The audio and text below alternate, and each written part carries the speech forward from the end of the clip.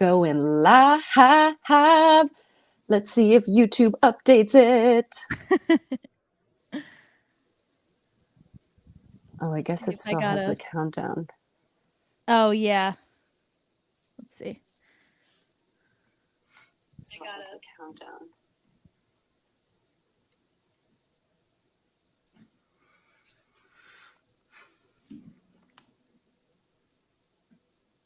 All right. We are live. Hello, hello. Want to make sure there's no echo on this.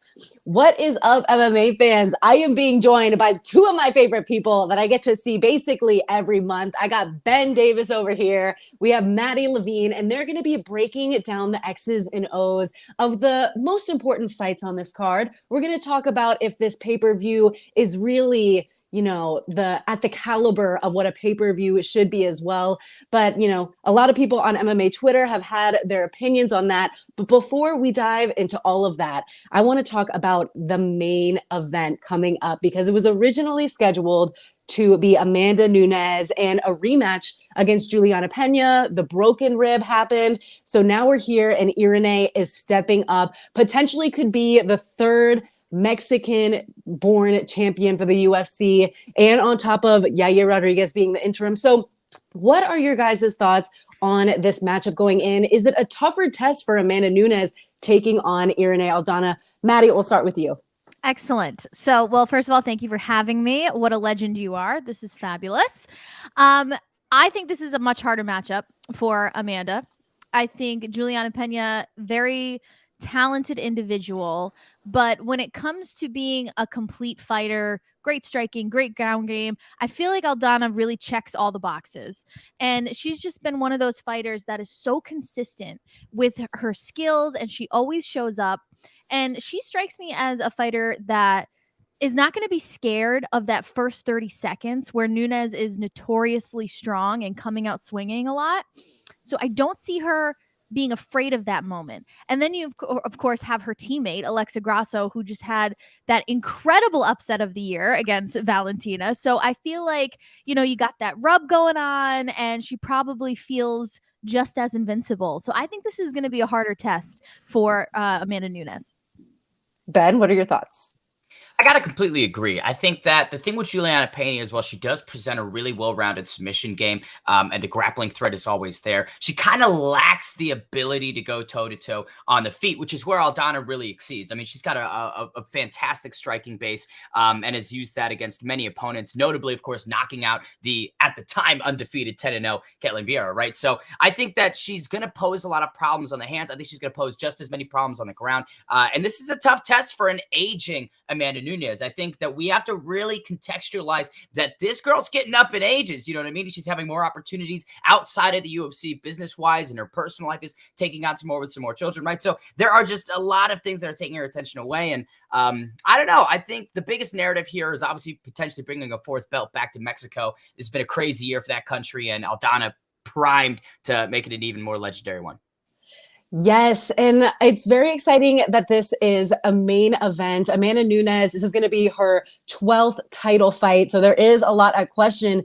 But, I mean, she did make a lot of adjustments in that fight against Julianna Peña. When I was watching Irene fight Holly Holm, I thought it was so interesting that Holly was able to really just have success while backing up. So do you think Irene is going to have a type of come forward style, or do you think that she'll try to have a more counter striking style against Amanda Nunes?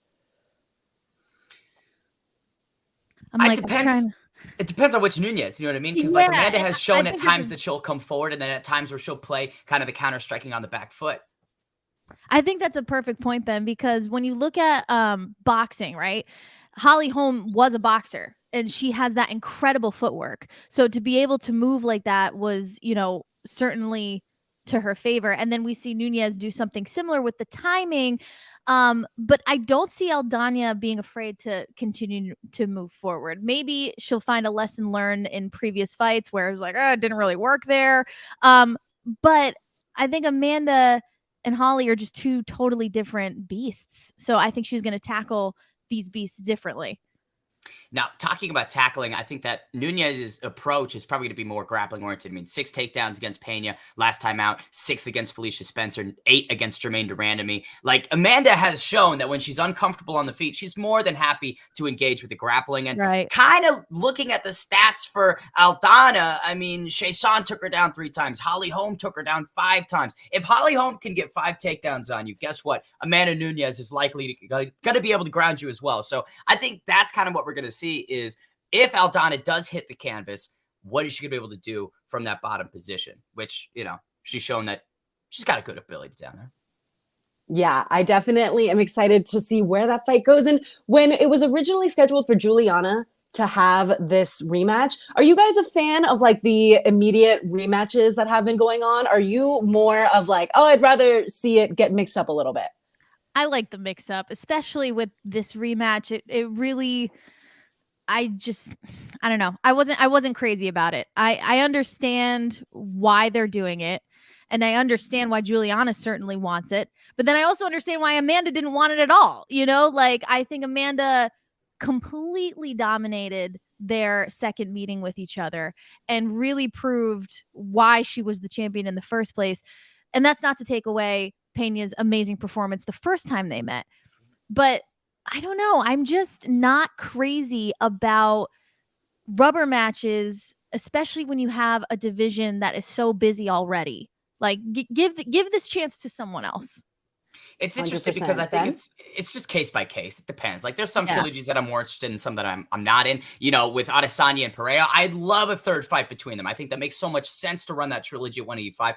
And then you look at Moreno and Davis and Figueiredo, where I was like, all right, we're really doing this again in such a short span. But with this, you know, Amanda Nunes has always had this issue of potentially not having the most contenders in these divisions. Obviously, the women's featherweight is kind of absent right now, but you know, at bantamweight, she struggled. So it's good to have some new blood in there. And again, I was not interested in that trilogy. You think about the 6 takedowns, the 3 knockdowns, the 12 minutes of control time. That was a tough night at the office for Julianna Peña. And I'm sorry, but I'm like, listen, I don't know if you deserve to jump right back in there following a performance like that. I'd like to see a rebuild for Peña.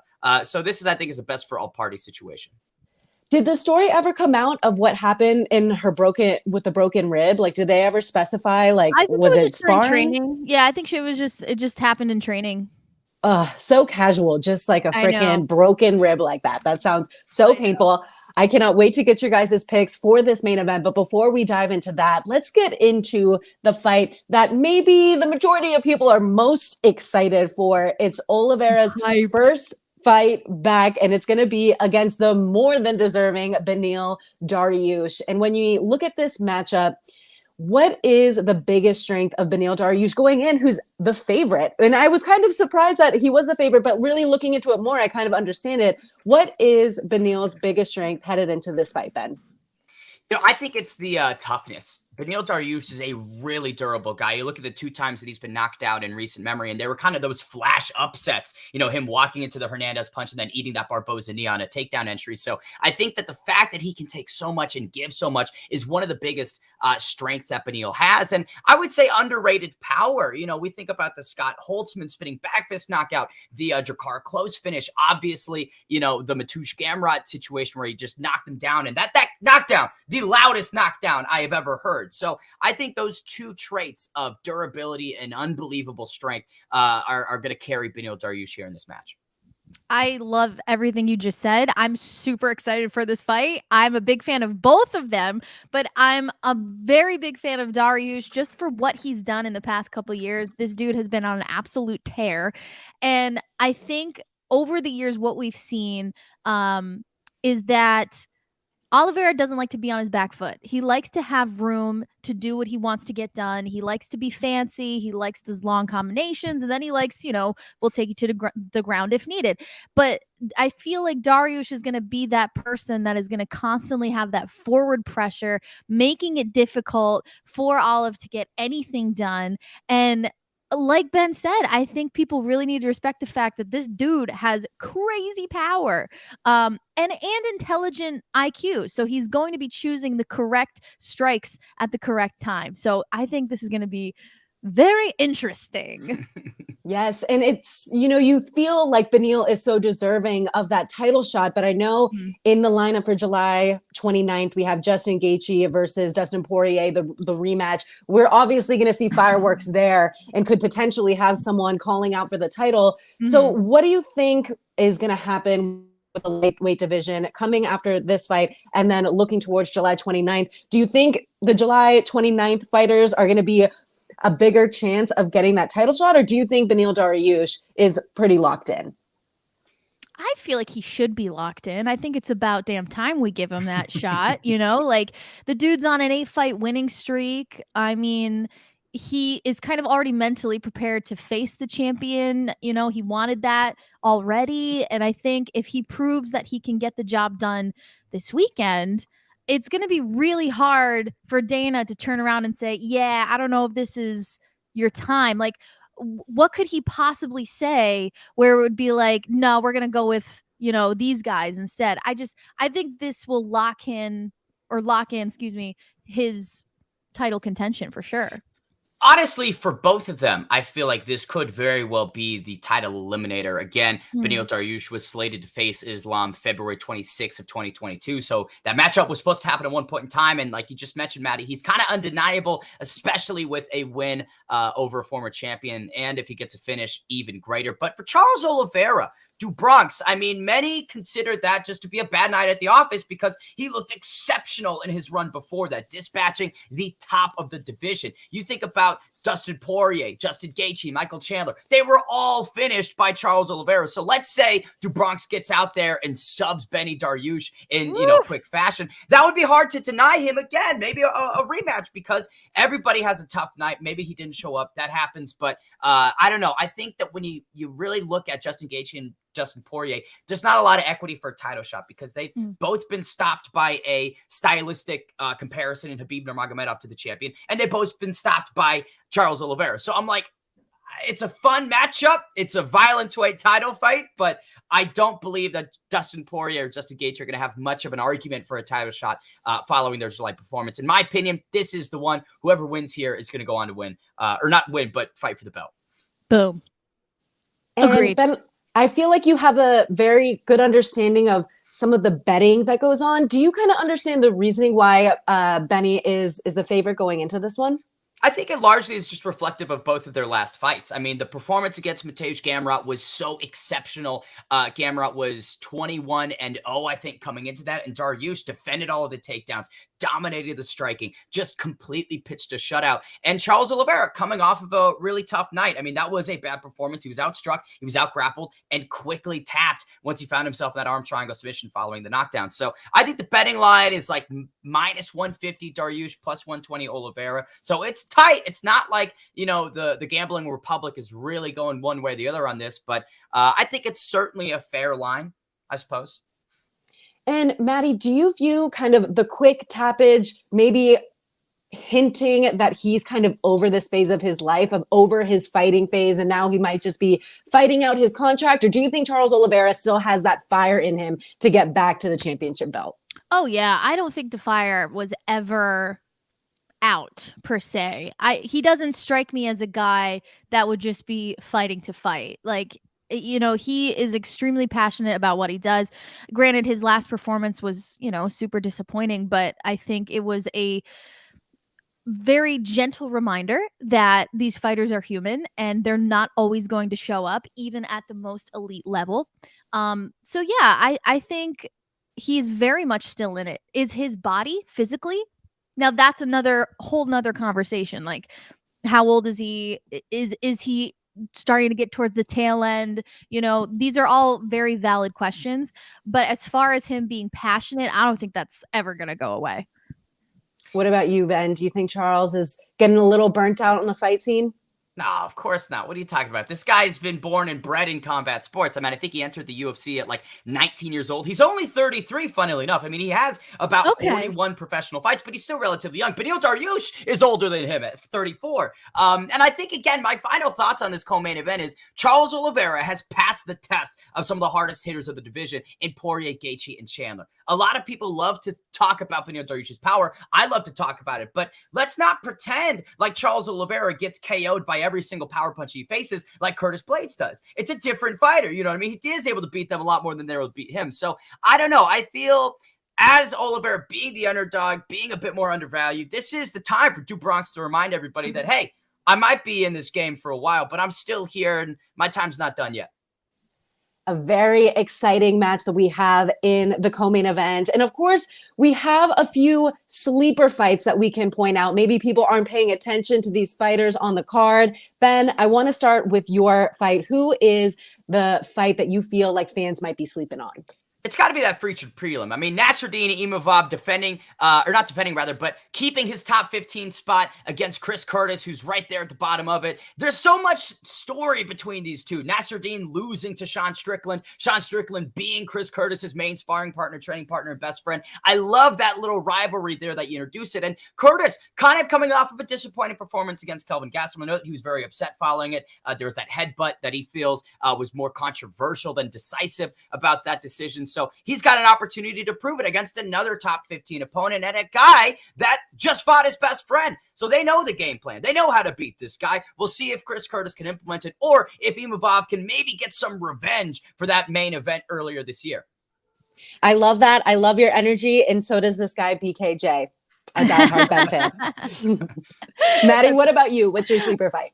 He stole my sleeper fight. That was going to be sorry. my choice, man. But I mean, hey, great minds think alike. But honestly, anytime Chris Curtis is on the card, my eyes are locked in because I know it's going to be super fun to watch and super competitive.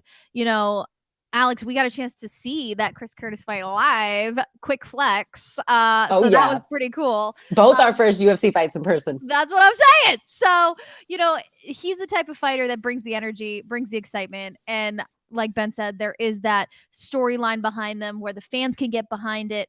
And a lot of these fights don't really have that storyline that we can attach ourselves to. So this is something that I'm looking forward to as well. Love it. And for me, I was going to pick the women's flyweight bout, Miranda Maverick and Jasmine Jasudavicius. And I remember the last time we did a preview, Maddie, Jasmine was facing Kay Hansen, and she did a great job really using her length. Like, I love how she's so tall for this division. And I just feel like being in her hometown will put even more pressure and the chance to break into that top 15. But Miranda Maverick is a freaking tank. So like sometimes I just look at it as like a freaking like pit bull in there. And I'm like, okay, it's going to be a tough one for Jasmine, but definitely a good fight for women's flyweight to, I think, you know, I feel like this division is starting to get more populated with really good competition. And I feel like a lot of people might be sleeping on this fight. Yeah, no, I agree. This was definitely one of my picks as well, just because these two women are just so talented. And I love this matchup because they're stylistically a little different, right? You have Miranda, a completely different body type to Jasmine. Jasmine's going to use her long range and use her kicking range, or at least I would hope, where Miranda's going to want to close that gap and get to the ground or use her boxing. And I think it's going to create a lot of exciting moments. So yeah, this one's going to be really fun to watch. Yeah, I'm definitely excited for that. Ben, do you have any comments on the Miranda versus Jasmine matchup? You know, again, it's a battle of Miranda trying to keep that top 15 spot and Jasmine trying to break into it. So I think that there's that added depth of Miranda realizing, listen, if I want to stay at the upper echelon of this division, I got to pass this test in her own backyard. Jasmine fighting on home soil, which is going to be great for her and great for the fans. But Miranda has the opportunity to upset the apple cart here in Vancouver and keep that number 13 spot right where it belongs with Miss Maverick. Yeah, I'm excited. I love how Jasmine made a Twitter. So she's interacting with MMA Twitter a lot, really making herself known. And I feel like it's important to make yourself known with MMA Twitter because they can just be all the support, popping up on the UFC broadcast. Yeah, it's definitely a smart move. I'm so bad at Twitter. I got to get on that shit, man. It's like that's like the one thing I'm never on. I'm like, Twitter's a garbage can. But I need to get on it. I need to get back on it. It has such entertainment though. Sometimes I'm like, I really feel guilty about laughing at some of the things that on this app. Okay, so now let's go to the MMA court of public opinion, because a lot of people had a lot of opinions about this UFC pay-per-view as a whole, and I think just about the cards that have been put on the regular with so many fight nights and so many maybe not as exciting matchups that we've been getting. But is that kind of just the typical complaints of people in the MMA public court of opinion, or is there some truth to the fact that maybe these pay-per-views aren't really as strong as they should be? Go for it, Ben. You know, I think that this card, UFC 289, is definitely very overlooked and undervalued. When you think about the price tag, if that's all that you're evaluating this card by, the $80, sure, maybe it doesn't make it up to snuff for that, but there are so many good fights, and there are, again, a lot of great storylines. Dan Ige and Nate Landwehr. Dan Ige, number 13, trying to turn away the train. Nate is allergic to bad fights. We know that that one's going to be a banger. Again, we've talked about the main, the co-main, Imavov versus Curtis, but you've also got the next greatest Californian in Blake Builder versus Canada's own Kyle Nelson. The monster needs to stay in the UFC, right? That's what he wants to do, but backs against the wall against somebody that they're trying to push. That's going to be a fantastic fight. And the card opener, Diana Belbita and Maria Oliveira, both women similarly in a situation where they've had a little bit of staggered results in the promotion. If they want to stay there, it's about time to show up and show out on this card. And I think the other reality is we've lost a couple really good fights. On paper, this was a great card maybe 2-3 weeks ago, but just because of the sequence of events that have occurred, it kind of has become a bit lesser than the sum of its parts. But is that really the fault of the promotion? Is that UFC 289's fault that some of these people couldn't make it to the event? I don't think so. I think it's a great card, and I think it's well worth tuning into the greatest female of all time. And like you said, Alex, her 12th championship bout, that is unprecedented numbers for any mixed martial artist. Yeah, Yes. I mean, a lot of excellent points, Ben. I think, it's always disappointing to see not one, not two, but a few fights get canceled. And I think that's when people get frustrated, right? But I think a lot of the eye rolling is coming from those fair weather fans who are not really invested in the depth of these divisions. Like, okay, Sean O'Malley isn't on the card. That doesn't mean it's not going to be an exciting and electric fight night, So I think people need to cut it some slack, give it a chance. We have an excellent co-main and main event that I think are going to be fantastic. So I think, it's disappointing to see these fights get canceled. But at the same time, if you're truly an MMA fan, you're going to enjoy this on Saturday night. 100% agree with you there. I love, Ben, how you pointed out Blake Builder is going to be opening up the card. Diana is on the card as well. Can we go back to the throwback? Did you and Diana have some history on Twitter? What was the history there? We're just good pals. We're just very good friends. I had the chance to meet her in Canada a couple years back. We've just been friends since. Was there like a very funny interview? Like, I want to see this shit. I feel like Ben and his connection to certain fighters is unparalleled. It wasn't an interview. We were supposed to call an event together that ended up getting scrapped a day before the show. But I was hanging out in Niagara Falls, and yeah, she's a very intimidating person. It's all I can reflect on. I love that. Well, we are going to go into our picks from UFC 289. We'll start out with the main event. Amanda Nunes or freaking Irene Aldana. Who are you guys picking in this main event? This is so hard because it's really about what Amanda Nunes, which Amanda shows up. I think that is going to be the key here. Like, is it going to be a complacent Amanda, or is it going to be the scary Amanda? And if it's the scary one, Aldana is going to have a very tough time beating her.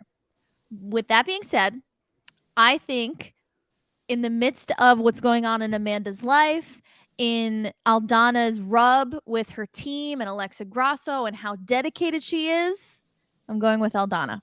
Whoa, all right. Yeah. I like it. I like it. What about you, Ben? I think a lot of those points ring true with myself. Amanda Nunes has 17 finishes inside of 22 victories. That's hard to overlook, but this has just been Mexico's year. They have shown up when it counts. And like you mentioned, Aldana has such good training partners that have reached those summits. And listen, she's riding a 2-fight, finish streak. I think she does it again. Aldana inside the distance. Woo! I'm sorry, Lioness, but lightning strikes twice.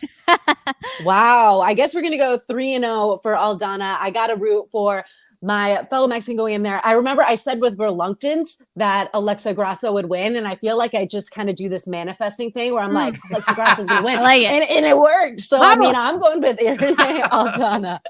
And in that co-main event, we have Beneil Dariush and Charles Oliveira. Who are you taking, Ben?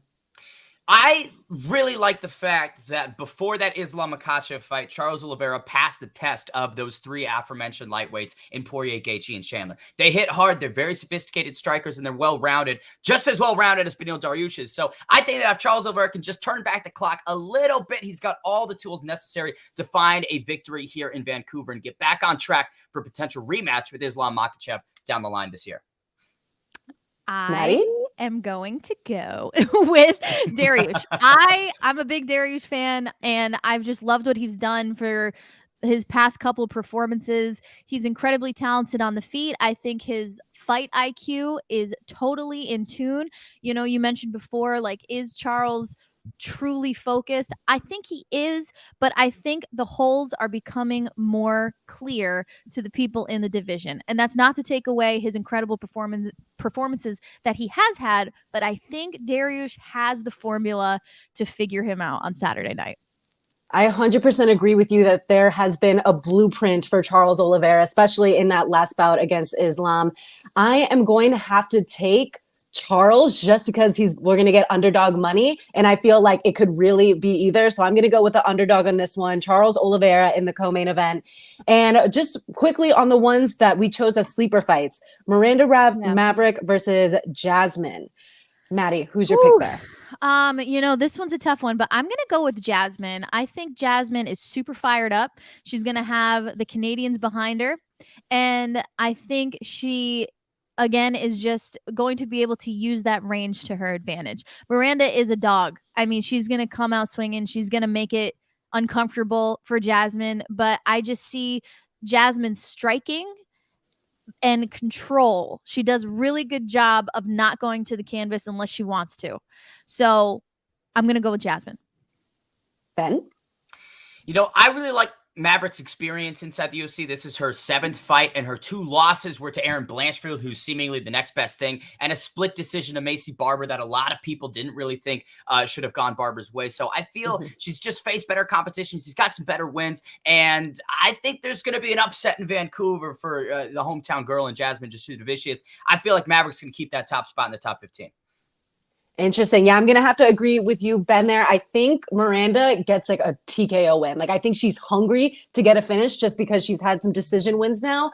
And I think she's really going to be coming out for blood. And I just feel like if I were a fighter fighting in my hometown, like, I would think that that's a good thing. Like, oh yeah, I'm in my hometown. And then it just becomes like the most nerve-wracking thing, especially when you're kind of new in the UFC. So we'll see. I think that'll definitely be exciting all around. And then last but not least, Nasruddin Imavov versus Chris Curtis. Ben, who you got? It's going to be an interesting one because, sort of like we've talked about earlier, it just depends on what version of Chris wants to show up. Because you look at that Jack Hermanson fight, Jack, a grappler by trade, was able to strike and sort of distance manage his way to a decision over Curtis. And I think Nasruddin can follow that game plan. He's got the length to do so. But I think Chris is going to be fired up coming into this. And I think he'll find the finish inside the 2nd or 3rd round. Totally agree. I think he's going to be super fired up from how his last performance went. I thought he did an excellent job. Obviously, he came up short on the scorecards. So I think that's going to give him that fire that he's looking for and not let it go to the scorecards this time. So I'm definitely going with Chris. Well, there you have it. There are your picks. And also a shout out to someone's grandma who is now off crack. Really proud of her as well. Excellent. Thank you for joining this UFC 289 pay-per-view. And like I said, I'm being joined by Ben Davis and Maddie Levine right now, who I am so blessed to see basically every month. We go to karate combat events. So we have a bunch of different things going on. But Maddie, I'll start with you. What are some of the things in the works for you? Where can people find you? And anything that you want to share with the audience? I love it. So I'm always working with my friends over at Fight Bananas, and we have a great podcast called The Peel Back. So make sure you subscribe on anywhere you listen to your podcast. It's going really well. I'll be checking out PFL coming up in a few weeks, the June 23rd card. So I'll be covering that for Fight Bananas. So make sure you follow Fight Bananas as well as me at Maddie on Air. Love it. And Ben? So I've got APFC coming up on June 11th, doing play-by-play for them. I've got some play-by-play for Flex Fight Series the week afterwards, and then some work with Karate Combat again with you all later in the month. So tune into that broadcast work. Hopefully it should all go well. Love it. I cannot wait to see you guys soon. And of course, watch this at UFC 289 this Saturday. All exciting stuff across the board. Thank you guys so much for the time. And we hope you enjoyed this UFC 289 preview. We'll catch you guys next time. Thank you, guys.